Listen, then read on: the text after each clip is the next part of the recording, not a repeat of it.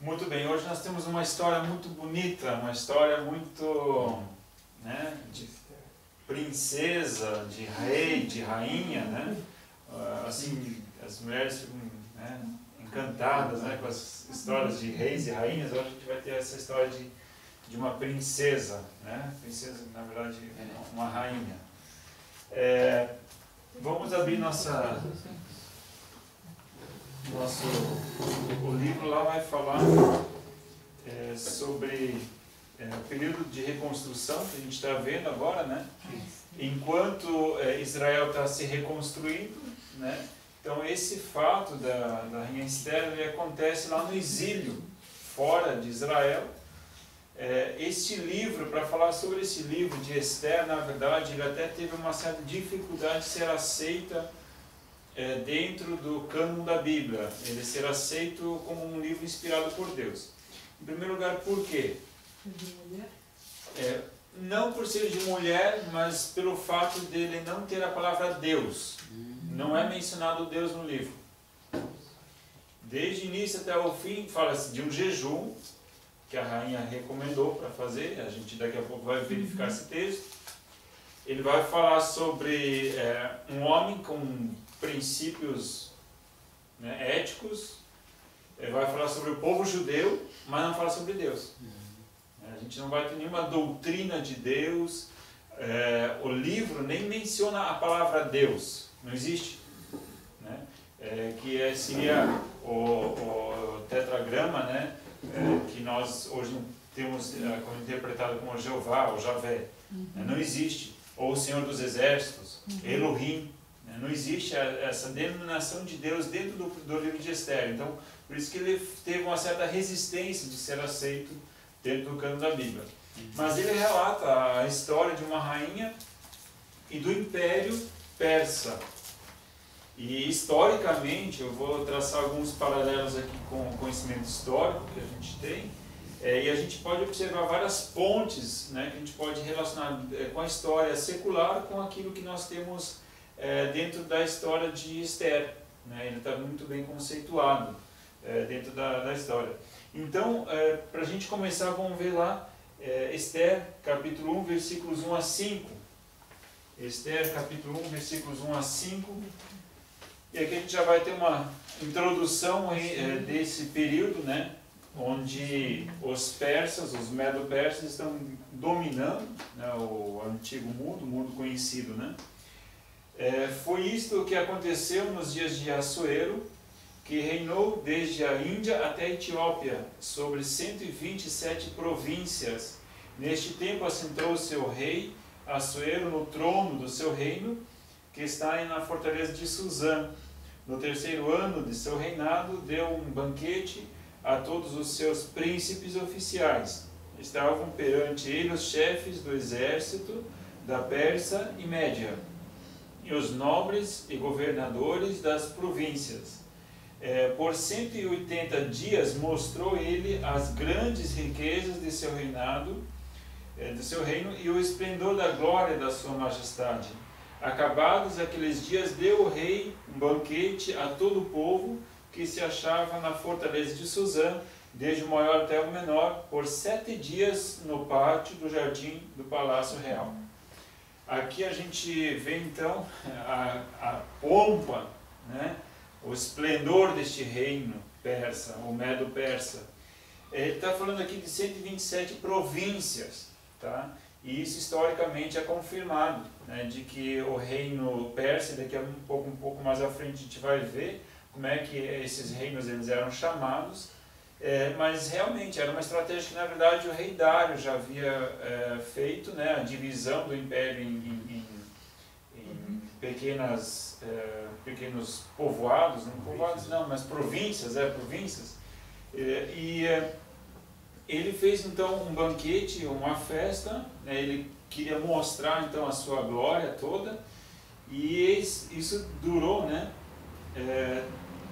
180 dias. 6 meses de festa.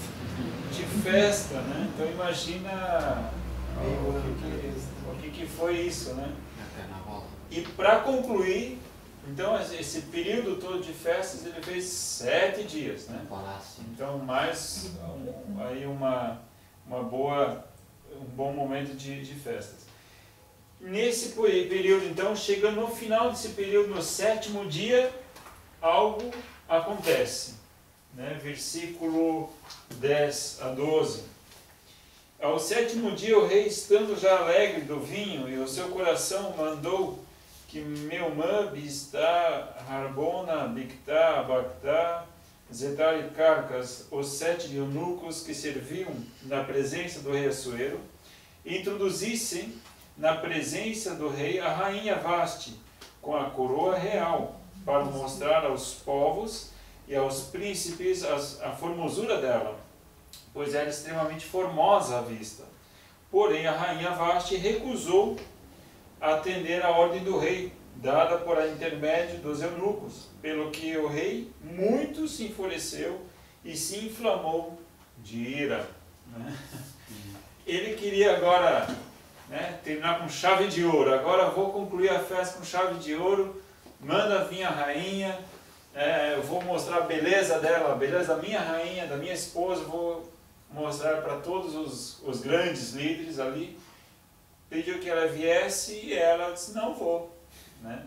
Já um outro pregador dizia, né, que ali começou o movimento feminista, né? De insubmissão, dizendo, não vou. Né? Isso, para um rei daquela época, era na verdade, um atentado. Né? Isso era uma afronta às leis persas e era uma desonra muito grande. A gente vai ver daqui a pouco a que ponto era essa desonra para o rei. Então jamais ela poderia se manifestar dessa forma. Enfim. Mas pastor, ela não sabia disso para ter recusado, ou isso foi plano de Deus? As leis eram claras. As leis eram claras. Sim. Mas eu então ela queria morrer, né? Na verdade, não é que ela quis morrer, mas ela acabou se achando no direito de recusar, né? Uma ordenança do rei. Na verdade, era como se fosse uma ordem. Mas ela foi sincera, porque ela podia inventar uma doença. Tomar o esporte, não vou lá. Mas do mesmo jeito, ela não deveria, né, ter renunciado. Aí no versículo 17, veja só o que acontece. Pois a notícia, então essa notícia dessa recusa da rainha, ela poderia provocar toda uma revolta. Versículo 16, um dos eunucos, ele fala o seguinte, né? Respondeu Meumã na presença do rei e dos príncipes, a rainha Vasti pecou não somente contra o rei, mas também contra todos os príncipes e contra todos os povos que há em todas as províncias do rei Assuero. Pois a notícia do que a rainha fez chegará a todas as mulheres, de modo que desprezarão os seus maridos, quando virem dizer, mandou o rei Assuero que introduzissem a sua presença a rainha Vasti, porém ela não veio.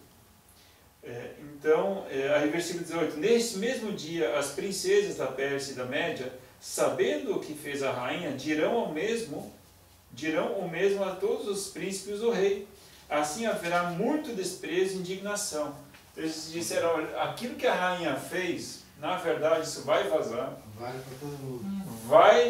Todas as rainhas dos príncipes, né, de todo o império, se a rainha Mor, né, tomou essa atitude, as outras também vão fazer. E aí o que acontece? Ninguém mais vai ter honra. Aí essa influência vai gerar uma revolta em todo o povo. Então, revolta em todo o povo, na verdade, as mulheres elas se tornariam sem limites, né, de alguma forma, né, insubmissas, ou enfim, né? E eles se preocuparam, né? Isso saindo daqui, isso vai gerar um desconforto muito grande. Muito bem, e o que fazer agora, né? Versículo 19 e 20. Se bem parecer ao rei, saia da sua parte um edito real, escreva-se nas leis dos persas e dos medos, e não se revogue, que Vasti não entre jamais na presença do rei Assuero.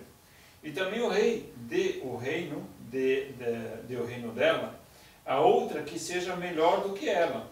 Então, quando o edito do rei for proclamado por todo o seu vasto reino, todas as mulheres darão honra aos seus maridos, desde o maior até o menor. Então, eles recomendaram então que o rei fizesse um edito, e geralmente o edito do rei não era revogado. A gente vai ver isso mais para frente. Uma vez dado o edito, promulgada a lei, ela não era revogada, não se voltava atrás. A palavra do rei ela era tão estimada, né, que o rei não poderia voltar atrás depois de uma lei decretada. E era uma forma de tentar conter essa revolta, essa forma de buscar uma certa independência. A gente poderia ver isso de duas formas, né?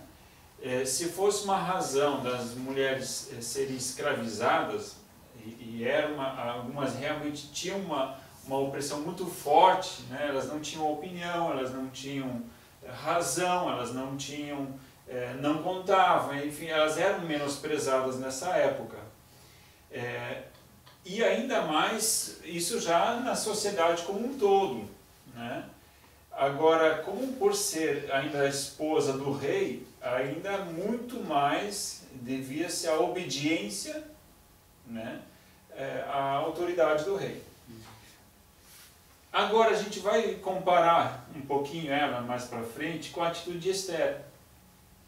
Esther, na mesma posição de rainha, na mesma posição que a Vasti, ela também, até certo ponto, desobedece ao rei, mas o rei dá favor a ela, porque ela fez isso de uma forma muito honrada, muito, mesmo desobedecendo o rei, sempre de uma forma submissa. Ela nunca se rebelou contra o rei, ou contra a decisão do rei, mas de uma forma muito sutil. As mulheres de repente conseguem, de uma forma sutil, mostrou a indignação dela para o rei, né? Mas o rei foi favorável a ela.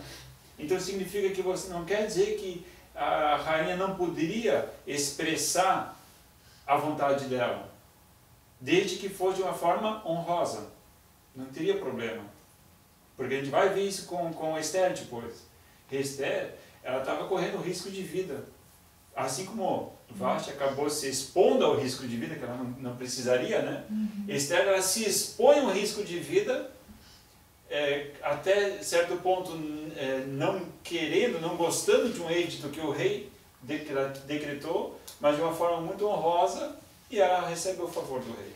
Então, aqui são os modos, é a forma que se mostra, né? De que forma? Você pode falar duas coisas, você pode falar a mesma coisa de duas formas diferentes. Depende de como você fala, é que vai dar o efeito, né? Você pode falar uma coisa dando uma bronca, ou você pode falar a mesma coisa dando um elogio.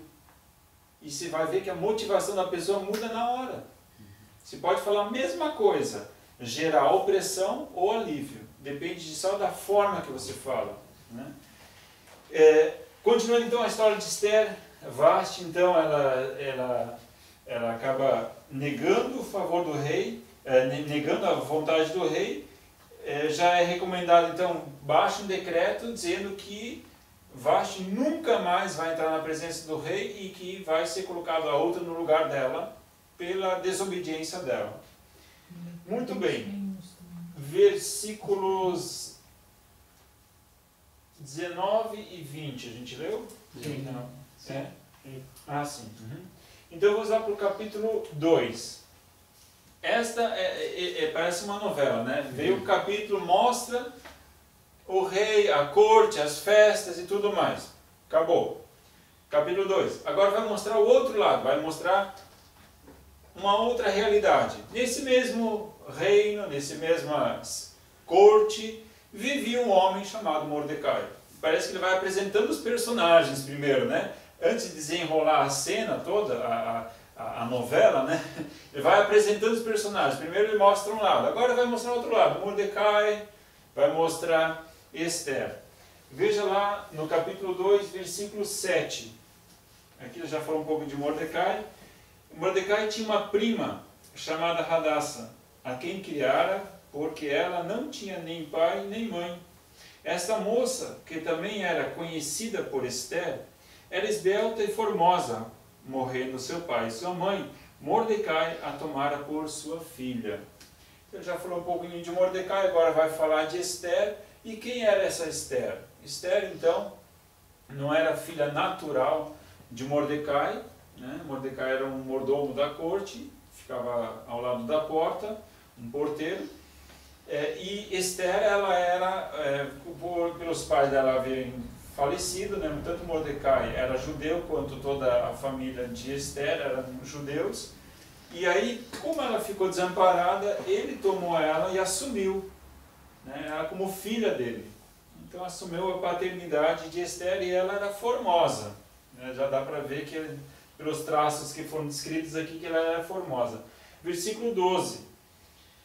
Antes que chegasse a vez de cada moça... Então, como o êxito do rei, só explicando essa parte, como o êxito do rei, então, juntariam em Suzã todas as moças, né, virgens, belas, né, eles trariam para Suzã para ali fazer uma seleção. Ali surge a Miss Universo.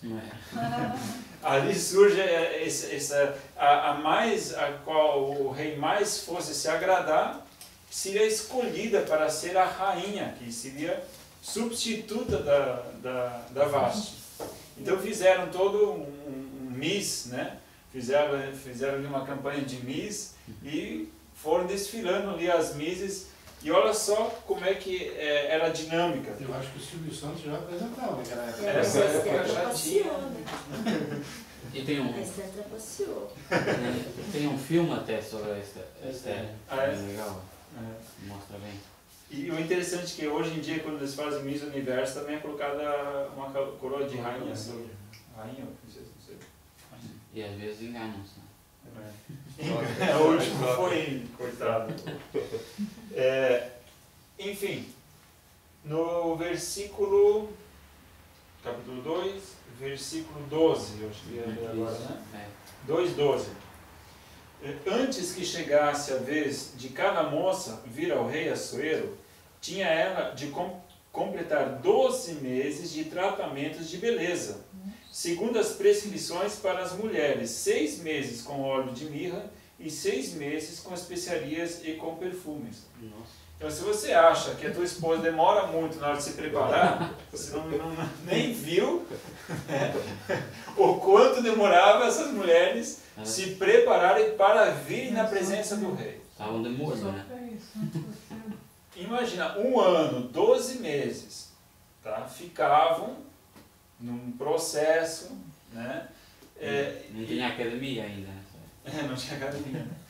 Eu fico pensando, como era uma corte tão nobre, eu fico pensando no rei, a figura do rei. A figura do rei, ela era quase um semideus. Por uma consagração de 1 ano inteiro, as mulheres passarem por esse processo, para então serem apresentadas ao rei, era algo extraordinário, assim, né? Impecável, não podia ter... esse processo todo ele era muito, muito rígido. O rei era paciente. Mas tudo era meio demorado, né? A festa me lembrou 6 meses. Tudo era meio Isso era um ritual de purificação, talvez? Porque eles não tinham muito o que fazer. Não tem lógica, né? Não tem lógica. 6 meses tomando banho de óleo, 6 meses passando maquiagem. Para nós hoje não tem, né? Naquela época... Mas eu acho que pelo fato da mulher ser eternamente submissa, para chegar ao rei tinha esse ritual de limpeza, só pode ser. Sim. Acho que ela tinha curso de etiqueta e tudo para chegar lá. Sim, tinha todo um preparo. O preparo não era só... A forma como eram tratadas? Eu acho que Sim, talvez por quê? era mais coisas, só que a Bíblia só cita do óleo, né? Porque eu imagino o seguinte, ela teria que substituir a rainha. Exatamente. Né? Então a outra moça, ela vai assumir um papel muito importante dentro da sociedade, que era o reflexo, você pode ver que a preocupação deles era o reflexo com todas as outras rainhas ou princesas de todo o reino. Então significa que ela teria que ser um padrão, e um padrão alto. Né? E aí a gente pode acreditar de que não fosse somente ali para perfumar ela. Né? Então seria todo um treinamento de como se postar, de como se colocar. E falar também. Sim, sim. Tanto é que ela era formada na cultura medo-persa e inclusive na escrita, porque lá no meio ela vai receber uma mensagem de Mordecai, então a leitura ela precisa estar inteirada da leitura. Naquela época não era qualquer um que sabia ler nem escrever. A gente ainda tem mais que saber, mulher, né? ainda mais mulher. Então a gente tem que saber que era algo, era um curso superior mesmo. Um mestrado, pós-doutorado e por aí vai. Né? Pastor, eu queria fazer uma pergunta, mas o rei tinha outras mulheres, tipo assim, né? Fora. Sim. Mas essa uma ela ocupava ali. Sim, essa era a rainha. A rainha, sim. Tanto é que essas virgens iam passando, né, uma após a outra, né, e ele ia, enfim, né, experimentando até que ele se agradasse de uma delas. Aí não era só olhar? Eu achei que era só isso. Eu ia dizer, eu quero essa. Ou ele experimentou tudo assim. É que elas entravam num dia anterior. Eles entravam num dia anterior, ficavam a noite toda e saíam no outro dia. Aí, nossa. Ninguém sabe o que fazia, né? Então, enfim, né? Mas aí, mas a cultura persa era diferente que a judeia, porque aí a mulher ia ficar sem nunca ter homem, porque ser não virgem, né? E ela só poderia retornar se o rei pedisse. Ela só retornaria se o rei pedisse. Isso está aí dentro do próprio texto. Muito bem, versículo 15 até o 17. Diz assim: chegando a vez de Esther, filha de Abiai, tio de Mordecai, então ele era tio, né? Então ela era filha de Abiai e Mordecai era o tio dela, que a tomara por sua filha para ir ao rei, coisa nenhuma pediu, senão o que disse Hegai, eunuco do rei, guarda das mulheres. E Esther alcançava favor aos olhos de todos os que a viam. Então, as pessoas quando viam Esther, ela tinha uma simpatia, ela tinha algo de diferente das outras. Parece que ela já se destacava pelo simples fato, havia algo de diferente nela. Diz a própria Bíblia diz assim, que as pessoas elas se afeiçoavam com a rainha, ou enfim, com a Esther, né? Versículo 16, Esther foi levada ao rei Assuero, à casa real, no 10º mês, que é o mês de Tebete, no 7º ano do seu reinado. Ora, o rei amou a Esther mais do que a todas as mulheres, e ela alcançou perante ele favor e aprovação mais do que as outras virgens, de modo que lhe pôs sobre a cabeça a coroa real e a fez rainha em lugar de Vasti. Então, deu o rei um grande banquete em honra a Esther, a todos os seus príncipes, aos seus servos, proclamou feriado por todas as províncias e distribuiu presentes segundo a generosidade real. Nossa. Então fez um casamento, em vez dele ganhar presentes, que se ia dar para o rei também, né? Imagina que... Aí o rei deu presentes para as pessoas, foi uma festa, né? Achou a rainha. Que mundo assim bem diferente do que nós estamos acostumados, né? Mas fez feriado, né? Decretou feriado. Então imagina Esther se sentir honrado dessa forma, né? O rei, por ser um rei tão exigente, né? Um rei cercado de tantas regalias, né? Ele era o homem mais importante de todo o mundo antigo. Né? Era um império, ele estava, porque até no início diz que a Índia, a Etiópia, né? Todos os reinos que ali o norte da África, Israel inclusive, toda aquela faixa de terra até quase iniciando a Europa, né? A Turquia, aquela região toda estava debaixo do governo desse cara. Então ele era o homem mais poderoso sobre a face da terra naquele momento. E ela foi escolhida para ser rainha, esposa dele. Sendo que de família, uma família super simples, humilde, né? Sem pai, sem mãe, agora ela alcança o topo, né? Lugar mais alto que uma mulher poderia alcançar. Então a gente percebe aqui a importância, né? E como é que Deus então faz as coisas. E nisso tudo não é mencionado o nome de Deus, mas simplesmente ele vai contando uma história como se fosse uma novela, como se fosse assim um filme romântico, né? Tudo lindo, maravilhoso, né? Uma história que se poderia dizer uma história romântica, né? Só que ela não acabou. Na verdade, ela está apenas iniciando. Versículo 18 a 20 a gente leu já? Não, né? Versículo 19 e 20 ainda. Reunindo-se as virgens pela segunda vez, Mordecai estava assentado à porta do rei. Esther, porém, não tinha declarado a sua parentela e o seu povo, como Mordecai lhe ordenara, pois obedecia às ordens de Mordecai como quando a criava. Ela, mesmo sendo a rainha, mesmo alcançando esse topo, ela honrava um homem em especial, que era o pai adotivo dela. E eu fico pensando na bênção que é quando você obedece aos seus pais.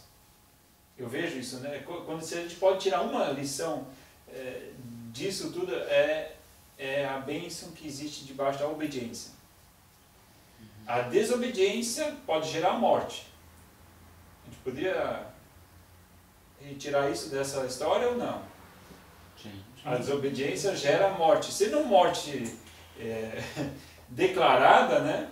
Mas você perde, né, o teu favor, você perde o favor do rei. Você desobedecendo, você perde o favor do rei. Agora, se você obedece, né, em primeiro lugar aqui a obediência a Mordecai. Mordecai recomendava coisas e Esther ouvia, porque era o pai dela, era autoridade na vida dela. Então, reconhecia, porque também Mordecai era um homem, a gente pode ver, os princípios dele, era um homem de Deus, era um homem temente a Deus. Muito bem, então até aqui a gente pode ver Esther uma mulher de princípios, uma mulher que honrava a autoridade. Agora vamos ver, a gente viu, em primeiro lugar, o rei Vasti, a gente viu agora Mordecai e Esther, é a história onde os dois se cruzam. Agora a gente vai ver o problema que é instaurado, né? Capítulo 3, a partir do versículo 2. Todos os oficiais do rei, que estavam à porta do rei, se inclinavam e se prostravam perante Amã. Amã, ele é um auxiliar do rei. Conselheiro. Né? Conselheiro do rei. Então todos honravam, né? Todos se prostravam diante dele. Pois assim tinha ordenado o rei a respeito dele. Mordecai, porém, não se inclinava nem se prostrava. Então os oficiais do rei, que estavam à porta do rei, perguntaram a Mordecai: por que desobedeces ao mandamento do rei? Então imagina, desobedecer ao rei. O rei mandou as pessoas se prostrarem diante de Amã. E Mordecai não se prostra, não se dobra. Versículo 4. Dia após dia diziam-lhe isto, mas ele não lhes dava ouvidos.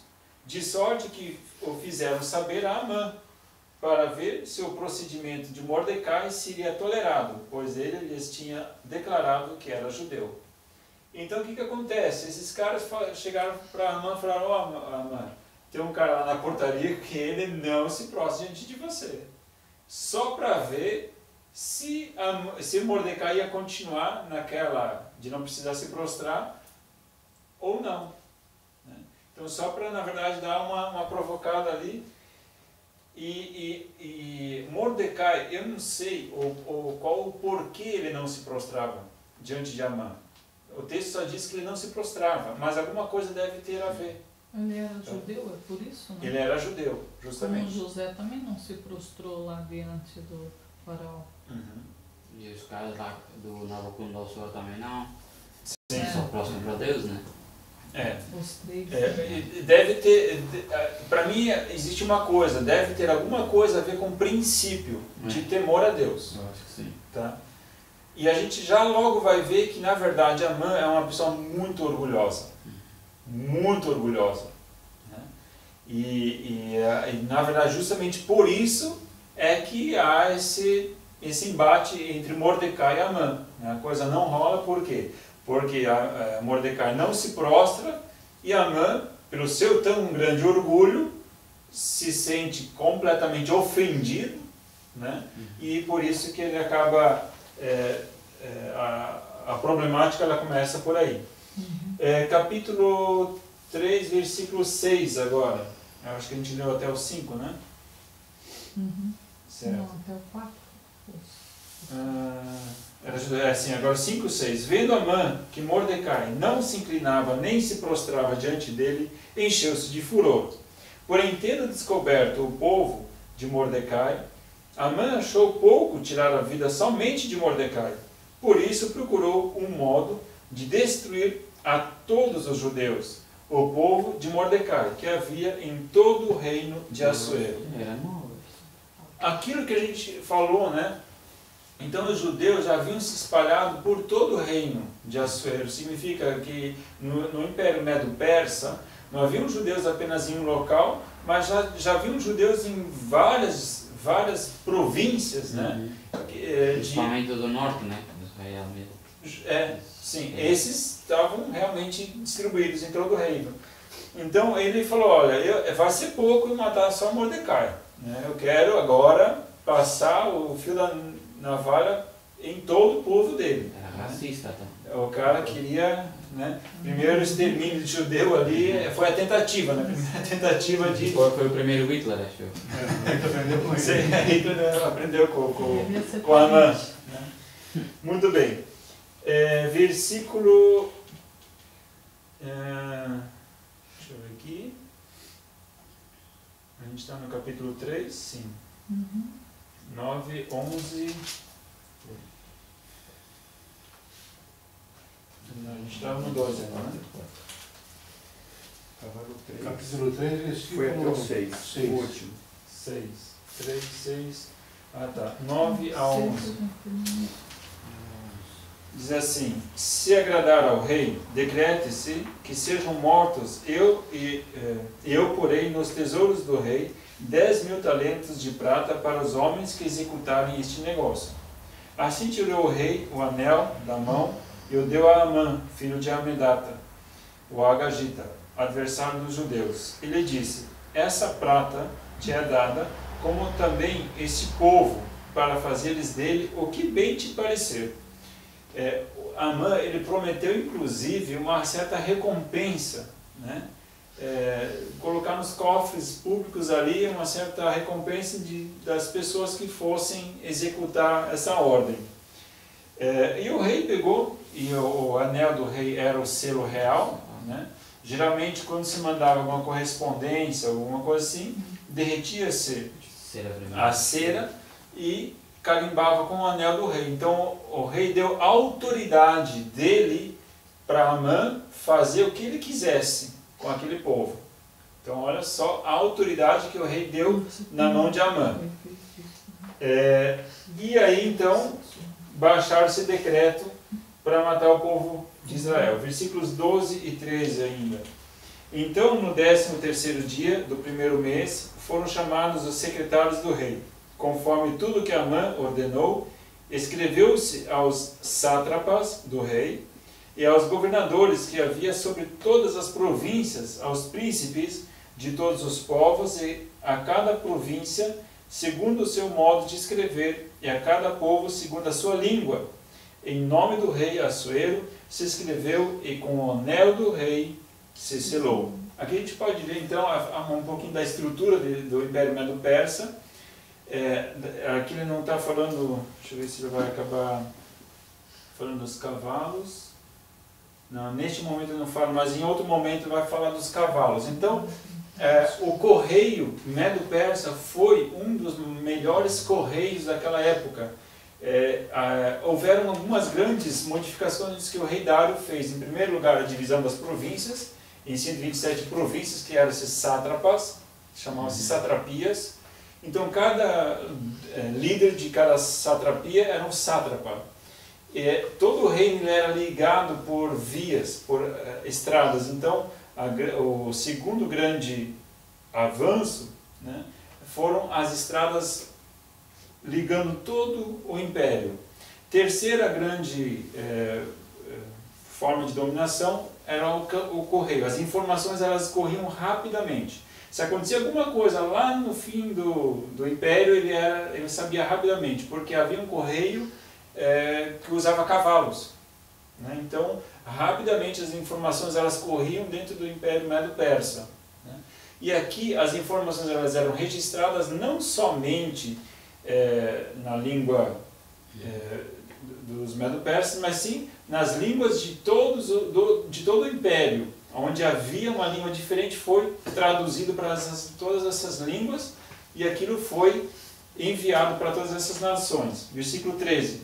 Enviaram-se as cartas por intermédio dos correios a todas as províncias do rei para que destruíssem, matassem e aniquilassem a todos os judeus, moços e velhos, crianças, mulheres, em um mesmo dia, no dia 13 do 12º mês, que é o mês de Adar, e para que lhes saqueassem os bens. Então, dizima todas as pessoas, jovens, velhos, mulheres, crianças, matem todos. Instaurado então aí a problemática do nosso romance. Agora no capítulo 4. Diante dessa situação, o que acontece? Versículos 7 a 9 diz assim: Mordecai, então, entra em contato com a Esther, depois disso ter sido decretado, né? Mordecai lhe fez saber tudo o que lhe tinha sucedido, inclusive a oferta de prata que Amã dissera que daria para os tesouros do rei, pela destruição dos judeus. Também lhe deu uma cópia, olha só, lhe deu uma cópia do decreto escrito que se publicara em Suzã para os destruir, para que a mostrasse a Esther e a fizesse saber, a fim de que fosse ter com o rei e lhe pedisse misericórdia e lhe suplicasse pelo povo dela. Então mandou uma cópia da carta, né? E então a rainha pudesse ler. Então por aí a gente pode ver que havia toda uma cultura, um ensino, não era qualquer, não era só beleza que o rei precisava, né? Precisava ser uma mulher que pudesse corresponder, né, a esse nível aí. Então Mordecai manda para ela para se conscientizar, e aí ele pede para que ela fosse na presença do rei e intercedesse pelo povo judeu. Versículo agora 11 em diante. Todos os servos do rei e o povo das províncias do rei sabem que para todo homem ou mulher que entrar ao rei no pátio interior, sem ser chamado, não há senão uma sentença, a de morte, salvo se o rei estender para ele o cetro de ouro, para que viva. Mas eu, nestes 30 dias, não fui chamada para ir ao rei. Então, o que acontece? Mordecai pede para entrar na presença do rei, só que aí ela responde, Mordecai, seguinte: se qualquer pessoa, qualquer uma, entrar na presença do rei sem ser chamada, significa que só tem uma sentença para essa pessoa: morte. Só. Quer entrar na presença do rei? Morre. Vai morrer. Não tem, não existe. A não ser que o rei estenda o cetro de ouro dele, aí é a mesma coisa que ele te salvar da morte. Ele tem o poder de te salvar da morte. Se ele estender o cetro, você está salvo. Se ele não estender, meu amigo, pode preparar a cova, porque não existe. É um decreto só.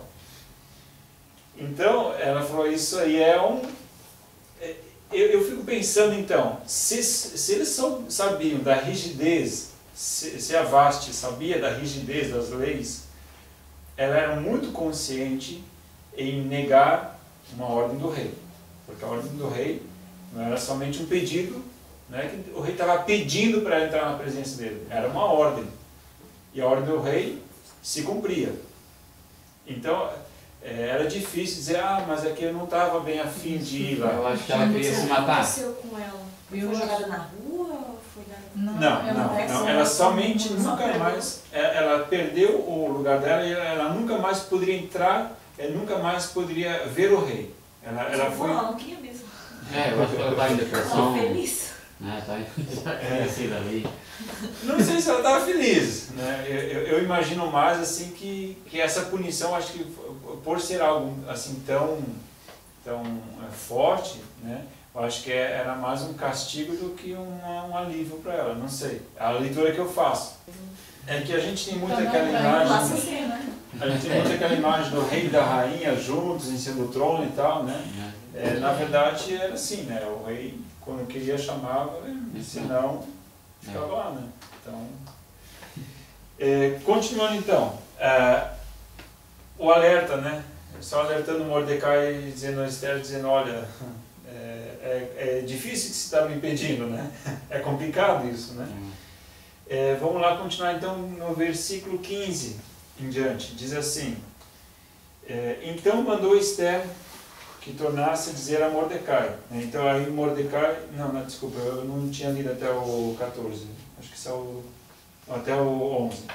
Quando as palavras de Esther foram relatadas a Mordecai, mandou ele de volta essa resposta. Não imagines que por estares no palácio, tu somente escaparás dentre todos os judeus.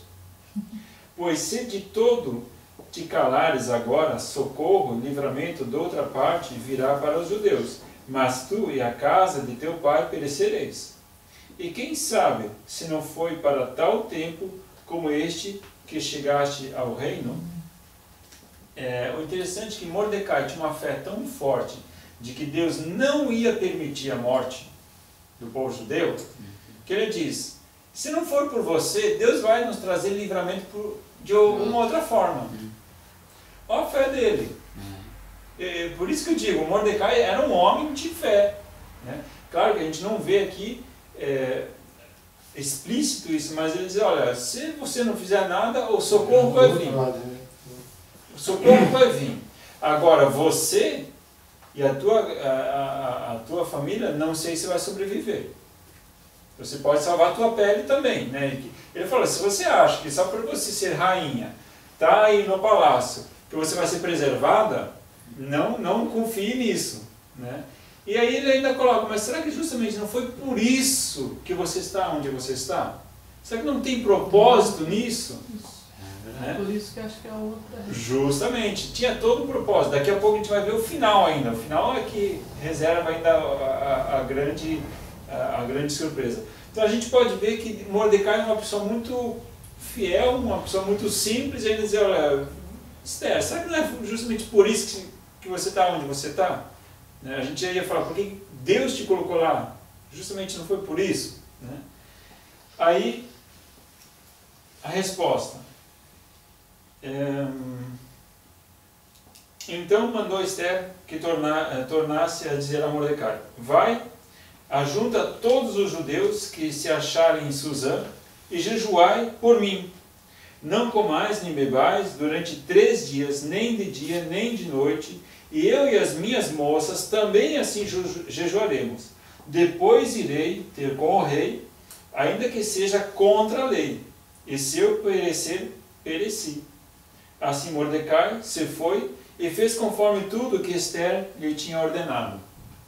Então ela falou, então tá, eu vou, mas agora faz a tua parte, jejua, ora, chama todos os judeus que estiverem ao teu redor para orar e jejuar, e eu então, depois de 3 dias, nós, as minhas moças que também estão aqui, né, todo mundo vai jejuar, e aí sim eu vou me apresentar ao rei. Né? E se eu morrer, morri. Mas pelo menos morri tentando, né? Do que morrer simplesmente, né? Então, era um risco de vida. Versículo 5:1. No terceiro dia vestiu-se Esther com seus trajes reais e se pôs no pátio interior da casa do rei, defronte da sala do rei. o rei estava sentado no seu trono real, na sala real, defronte da entrada. Quando o rei viu a rainha Esther, que estava em pé no pátio, agradou-se dela e estendeu o cetro de ouro que tinha na mão. Assim Esther chegou-se e tocou a ponta do cetro. Então o rei viu ela, estendeu o cetro, ela chegou e tocou a ponta do cetro, né, agradecendo pela benevolência do rei. Né? Nessa hora, acho que o suor frio corria pela espinha dela, eu acho, porque ali poderia ser decretada a morte dela. Né? E enfim, mais jejuaram, buscaram, oraram, intercederam. Versículo 11. Aí, nessa situação, se eu vou explicar um pouquinho o contexto, o que a rainha fez? Ela não chegou logo pedindo coisa. Né? Ela, com muita calma, falou, não, meu rei, eu vou fazer o seguinte, eu vou dar uma festa lá em casa, e eu queria convidar o rei e o seu servo Amã, tá? Para vir uma festa lá na minha, né, nos meus aposentos. Né? Aí o que acontece? Amã se achou o tal. Né? O cara se achou, nossa, ninguém foi convidado, só eu e o rei. Né? Versículo 10, versículo 11 ali, né? Diz assim, gabava-se Amã da glória, das suas riquezas, da multidão dos seus filhos e de tudo que o rei o tinha engrandecido e de como o tinha exaltado sobre os príncipes e servos do rei. E disse mais Amã, a própria rainha Esther, a ninguém fez vir com o rei ao banquete que preparou, senão a mim, e também para amanhã estou convidado por ela, juntamente com o rei. Então ele estava tão feliz, só eu fui convidado, o rei, né? Hoje e amanhã vai ter festa de novo, a gente vai lá de novo, né? Estava todo feliz. Só que, né? Versículo 13, porém tudo isso não me satisfaz, enquanto vir o judeu Mordecai assentado na porta do rei. Disseram-lhes eles, sua mulher, e todos os seus amigos, faça uma forca de 50 côvados de altura, e pela manhã peça ao rei que nela enforquem Mordecai. Então vai alegre com o rei ao banquete. Esta sugestão agradou a Amã, que mandou construir a forca. Então ele estava tão indignado, olha, isso tudo, toda essa glória, essa pompa, tudo isso que eu tenho, isso tudo não vale a pena por causa daquele infeliz que não se prostra diante de mim. Então a gente pode ver o orgulho dele afetado por causa de uma pessoa que não se lembrava diante dele. E o orgulho dele não permitia aquilo. Capítulo... A gente já leu. Capítulo 7. Tem uma situação aqui agora, eu não vou ler capítulo 6, né? Aconteceu bem, uma trama, já lá mais no início, que a gente também não leu, mas houve uma trama para matar o rei. O Mordecai ficou sabendo, falou para Esther, Esther falou para o rei, olha, tem uma trama para te matar aí, e ele acabou, então, desfazendo aquela trama, matou os caras que estavam querendo matar ele, e foi anotado isso nos registros reais, porque tudo que acontecia era feito ata, né? Então fizeram a ata lá daquela situação e tal, foi guardado. Na noite, então, no capítulo 6 vai relatar isso, o rei não consegue dormir, e aí ele chama o escrivão dele e fala, vem cá, começa a ler as atas aí das coisas que aconteceram, né? Tava com insônia, né? E aí nessa leitura de ata eles viram que, olha só, o Mordecai, né, desarticulou ali aquele levante contra o rei. Daí ele pergunta, o que fizeram com Mordecai para honrar? Não fizeram nada com ele. Não fizeram nada com ele, não ganhou nada. Poxa, eu tenho que fazer uma coisa. Aí o rei chama Amã, né? Aí pergunta para Amã, o que você me diz quando o rei quer honrar alguém? Né? O que você me recomenda? O que eu devo fazer para alguém que o rei queira honrar? Amã pensou, bom, a quem mais o rei gostaria de honrar, senão a mim? Eu sou o cara. Eu sou o cara. Faça-se o seguinte, pega o cavalo do rei, as vestes reais, né, e leva o cavalo pelas ruas da capital e gritando, assim o rei faz com aqueles que o rei quer honrar. Aí o rei achou, boa, legal, faz isso com Mordecai, você faz isso com Mordecai. O cara quis sumir, né? Porque era o inimigo número 1 dele. Aí fizeram Mordecai botar as roupas, as vestes reais, conduzindo ele no cavalo real pelas ruas, dizendo, olha, este aqui, ó, assim o rei faz com quem quer honrar. E ele quis sumir naquela hora. Mas depois de ter feito isso, tinha que se arrumar porque já ia ter a janta de novo na casa da rainha Esther. Então, foram os dois lá para a janta. Então, capítulo 7 agora. Capítulo 7, versículo 1 em diante. De sorte que o rei, com Amã, foram se banquetear com a rainha Esther. Enquanto bebiam vinho, no segundo dia, perguntou o rei, qual é a tua petição, rainha Esther? E se te dará, e qual é o teu rogo? Até metade do reino ser-te-á concedido. Então respondeu a rainha Esther, ó rei, se achei favor aos teus olhos, e se bem parecer ao rei, desse-me a minha vida com a minha petição, e o meu povo como o meu rogo. Pois fomos vendidos, eu e o meu povo, para nos destruírem, matarem e aniquilarem.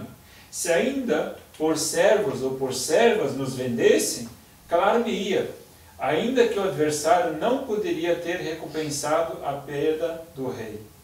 Perguntou o rei Assuero à rainha Esther, quem é e onde está este cujo coração o instigou a fazer isso? Respondeu Esther, o adversário e inimigo é este perverso Amã. Então Amã ficou aterrorizado perante o rei e a rainha. Aí ela falou, olha, acabou a festa, né?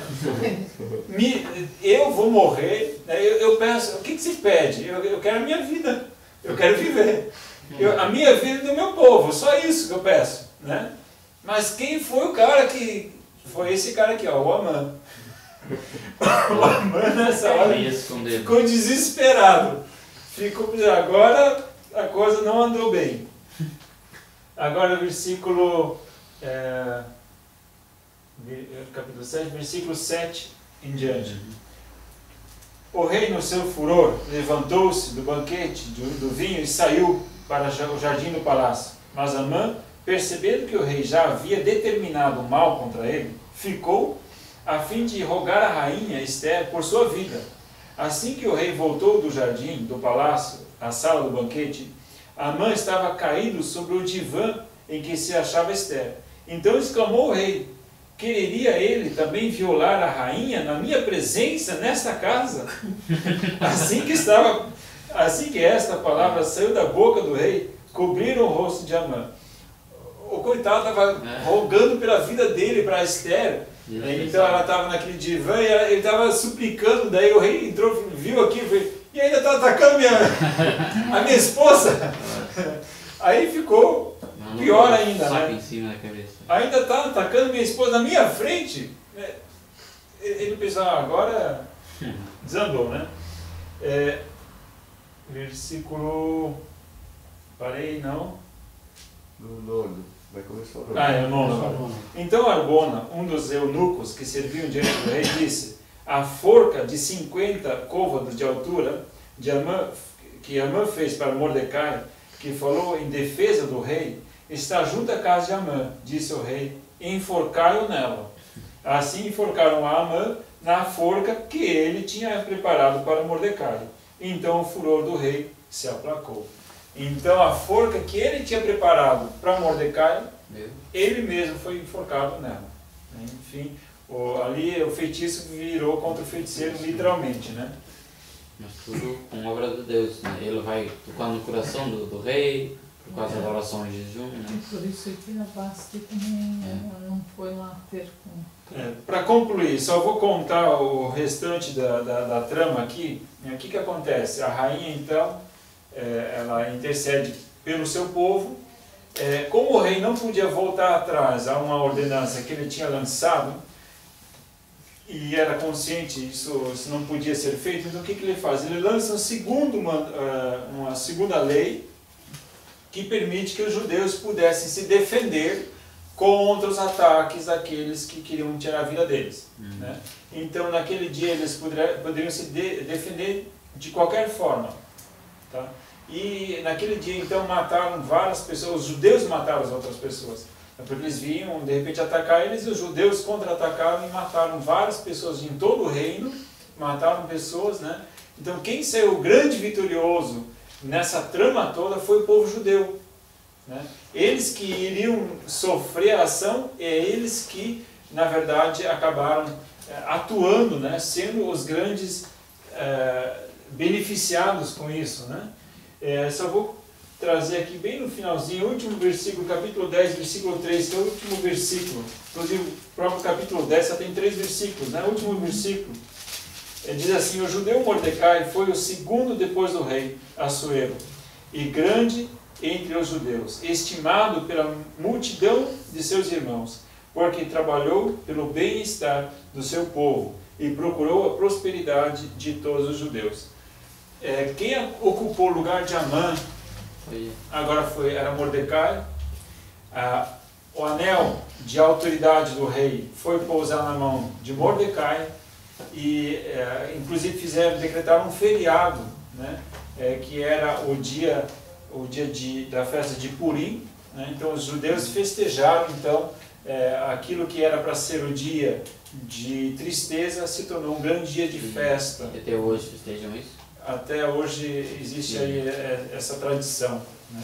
Então, o que acontece? A gente pode ver que quando nós somos tementes e obedientes a Deus, principalmente obediência. A obediência leva à bênção. Né? Se a gente puder, talvez, resumir a história de Esther, em primeiro lugar, Deus é nosso grande rei. É Ele que tem poder para nos tirar da morte. É Ele que tem poder para nos tirar da morte. Nós devemos sim o quê? Amar o nosso Deus, mas também temer a Ele. Né? O equilíbrio entre amar e temer a Deus. E o que é temer a Deus? É obedecer. Né? A rainha, ela tão foi desobediente quanto a Vasti, né? Se a gente for comparar. Mas sempre com um ar de submissão. Né? Ela lutou pelos seus princípios, seus propósitos, os propósitos do seu povo, mas jamais desonrando o rei. Né? Eu acredito que conosco, e Deus é assim. Deus, Ele quer ver a gente, nossa petição. O que você quer?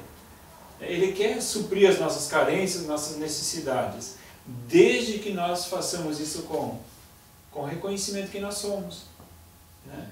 Nos submetendo, nos humilhando diante dEle. Né? E Ele vai dar o favor dEle a nós. Lógico, o Rei nos ama, Deus nos ama.